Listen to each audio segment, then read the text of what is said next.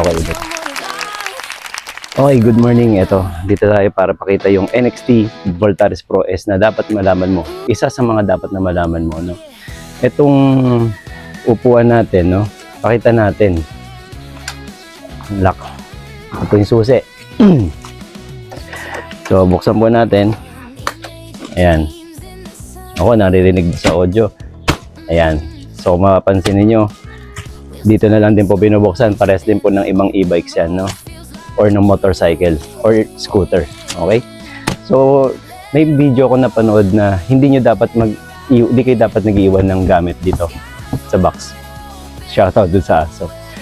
Sa box kasi bubuksan nila, may mga paraan sila. Kaya hindi dapat nag-iwan ng mga mahalagang gamit dito, no? So, pakita rin natin ito ang pinakamahalaga. Para sa akin po, nandito kasi ang main eh. So, pwede kasing, it's either hindi lang gamit ang kunin nila, pwede rin magkuha mismo yung motor or yung e-bike, no?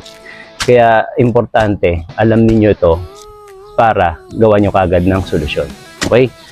Pero, I'll recommend this, video para sa mismong maglalabas sa dealer. Okay? So, ayan po, nakalock yan. Didinan ko. Tanggalin ko yung susi. Baka sabihin nyo, binuksan ko na. Tanggalin ko yung susi. Ayan. Nakalock na. Ayaw. Okay, so dapat alam nyo to. Wag kayo mag-iiwan ng gamit, no? So, again, napanood nyo to sa ibang video ko.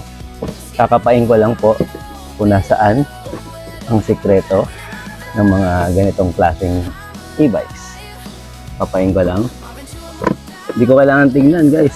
Hanapin ko lang. Ayan.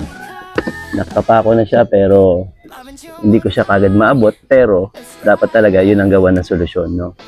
Kahit na makita ninyo, hindi kagad basta mababatak eh. Pakinggan ninyo to ha. Banatin ko lang, bubuksan ko. Nakalock ha. Nakalock. So ito na, din ako ha. Push ko lang. Yan ang mga dapat yung malaman. Lalo na huwag kayo nag-iiwan ng gamit dito. Makukuha yung pinakamahalaga ninyong gamit dito, kundi ang kapote. Okay. Isa pa pala, dadagdag ko na rin. Na ang mga e-bikes, alam niyo naman po may breaker yan. Sa ibang e-bike, ito po maganda ang design niya kasi tago yung breaker niya. Pero sa ibang e-bikes po, makikita ninyo, malapit po yan sa bukasan ng upuan. So, ibig sabihin, kapag napuwersa, kaya pong dukutin, pag pinatay po yung breaker, wala na pong alarm. Disarmed na po siya. So, pwede po itulak yung e-bike. Hindi na po maglalak yung gulong nun. So, ingat lang po kayo dyan. Okay, yun na po. Mabilisan buong video. Thank you. Ayan o. Meron na rin tayo dito sa Japan, guys. So, okay. Once again, Marvin Chua Motovlog po. Maraming salamat po. Salamat din po sa mga nag-subscribe.